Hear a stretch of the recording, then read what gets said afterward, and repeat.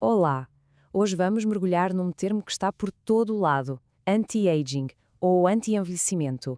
Mas o que é que isto significa na realidade? É uma promessa concreta da ciência ou é mais ficção científica que se vende em frascos caríssimos?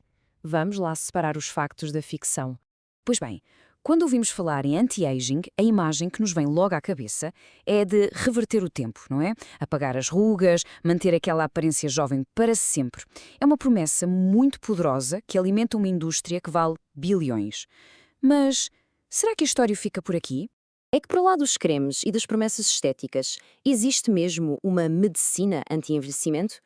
Esta é a grande questão. E a resposta, como vamos ver, está longe, mas longe de ser simples. É um termo que gera imensa confusão, tanto para o público como, na verdade, para os próprios médicos. E essa confusão começa com algo tão simples como uma pesquisa na internet. É só escrever anti-aging e somos inundados de anúncios a cosméticos, a suplementos hormonais.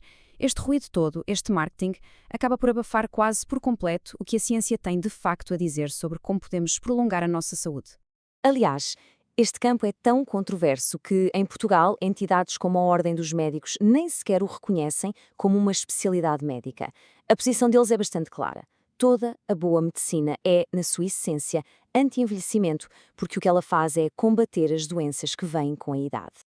Ok, então para chegarmos ao fundo disto, vamos pôr o marketing de lado e focar-nos na ciência. É importante definirmos alguns conceitos para estarmos todos a falar da mesma coisa. Primeiro ponto, o envelhecimento. O que é, cientificamente? Bem, é a faia progressiva da capacidade do nosso próprio corpo se defender, se manter e se reparar. Pensem nisto como uma máquina interna que com o tempo vai perdendo alguma da sua eficiência. É um processo natural. E este leva-nos ao conceito de anti-aging. Aqui o objetivo não é de todo parar ao relógio.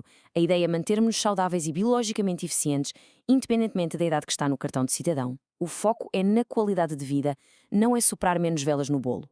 E, finalmente, chegamos à definição científica de medicina anti-envelhecimento. É um ramo da medicina que procura, no fundo, estender o nosso tempo de vida saudável, mantendo as nossas características de juventude, ou seja, manter a energia, mobilidade, a agilidade mental por mais tempo. É basicamente medicina preventiva levada ao nível seguinte. E atenção, não estamos a falar de teoria. A prova de que é possível estender a vida saudável já anda por aí. Basta olharmos para um número cada vez maior de pessoas que chegam aos 100 anos.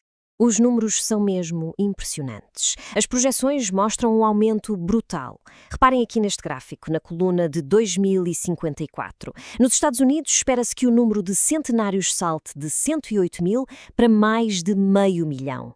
E na China, o crescimento é ainda mais explosivo. Claramente, viver até aos 100 está a deixar de ser uma exceção. A pergunta que se põe é: como é que estas pessoas conseguem? Têm algum segredo genético? Conseguem escapar a todas as doenças? A realidade, na verdade, é muito mais interessante e, de certa forma, até mais animadora para todos nós.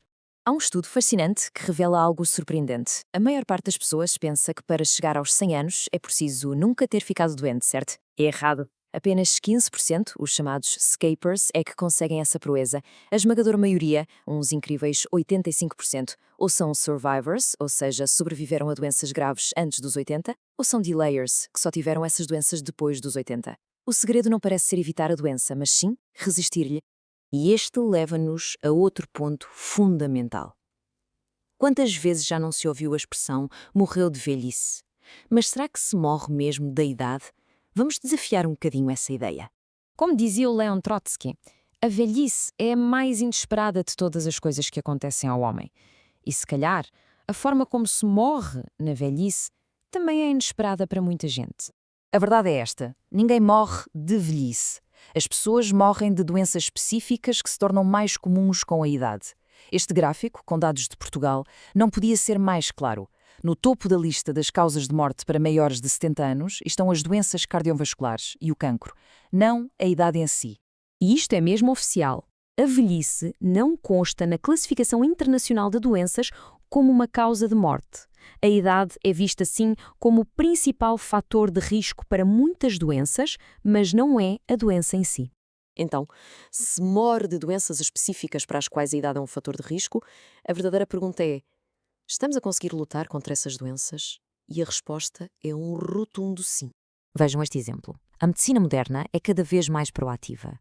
Os médicos usam tabelas de risco como estas para calcular a probabilidade de uma pessoa ter um ataque cardíaco ou um AVC nos próximos 10 anos, com base em coisas como a tensão arterial ou o colesterol. O objetivo já não é só tratar, é antecipar. E qual é o resultado desta abordagem? É espetacular. Reparem nesta linha a descer no gráfico. Ela mostra a mortalidade por doença coronária em países desenvolvidos desde os anos 80. A queda é impressionante. Estamos, de facto, a ganhar a batalha contra um dos maiores assassinos associados à idade. Ok, vamos então juntar as peças todas. Afinal, qual é o futuro do envelhecimento e o que é a verdadeira prática anti-aging? O ponto-chave é este. A verdadeira medicina anti-envelhecimento já existe e é praticada todos os dias nos hospitais e centros de saúde. É a cardiologia, a geriatria, a oncologia. É a prevenção e o tratamento daquelas doenças para as quais a idade é o principal fator de risco. O objetivo não é a imortalidade, mas sim comprimir a doença para o final da vida, para que se possa viver mais anos com saúde. E tudo isto deixa-nos com uma pergunta final que é fascinante. Será que ao combatermos as doenças da idade, estamos, talvez, sem nos apercebermos, a descobrir como abrandar o próprio processo de envelhecimento? A fronteira entre tratar doenças e prolongar uma juventude saudável está a ficar cada vez mais tênue. Fica a reflexão. Obrigado por terem acompanhado esta análise.